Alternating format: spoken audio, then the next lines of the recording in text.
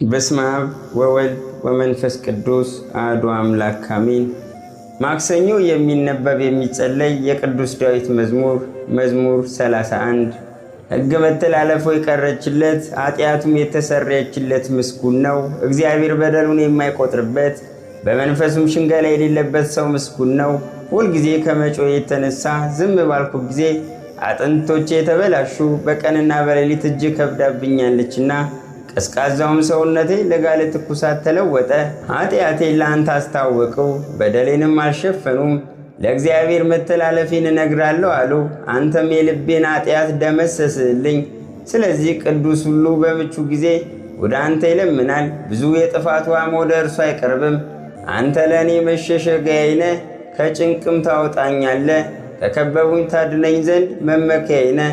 አስተምርሃለሁ፣ በምትሄድበትም መንገድ እመራሃለሁ።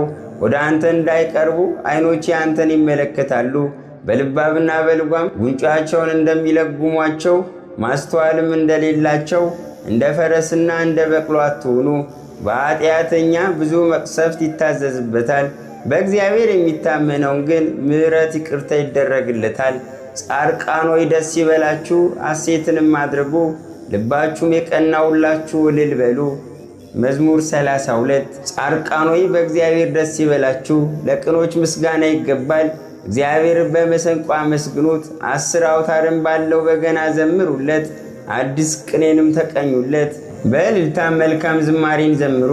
የእግዚአብሔር ቃል እውነት እንደሆነ ሥራውም ሁሉ የታመነ ነውና ጽድቅንና እውነተኛ ፍርድን ይወዳል። የእግዚአብሔር ቸርነት ምድርን መላች፣ በእግዚአብሔር ቃል ሰማዮች ጸኑ። ሰራዊታቸውም ሁሉ በአፉ ውስጥ ትንፋስ ተገኙ። የባሕርን ውኃ እንደ ረዋት ይሰበስበዋል፣ ቀላዮችንም በመዝገቦች ያኖራቸዋል። ምድር ሁሉ እግዚአብሔርን ትፍራው፣ በዓለም የሚኖሩ ሁሉም ከእርሱ የተነሳ ይደንግጡ። አንድ ጊዜ ተናግሯልና ተከናወኑ፣ እርሱም እንዳዘዘ ጸኑ። እግዚአብሔር የአሕዛብን ምክር ያጠፋል፣ ሐሳባቸውንም ይበትናል። የእግዚአብሔር ምክር ግን ለዘላለም ይኖራል፣ የልቡም ሐሳብ ለልጅ ልጅ ይተላለፋል። እግዚአብሔር አምላኩ የሚሆንለት ሕዝብ ምስጉን ነው፣ እርሱ ለርስቱ የመረጠው ሕዝብ ይሆናልና። እግዚአብሔር ከሰማይ ተመለከተ፣ የሰውንም ልጆች ሁሉ አየ።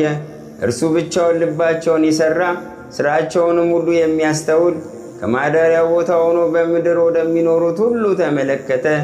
ንጉሥ በሰራዊቱ ብዛት አይድንም፣ ኃያልም በኃይሉ ብዛት አያመልጥም። ፈረስም ከንቱ ነው አያድንም፣ በኃይሉም ብዛት አያመልጥም።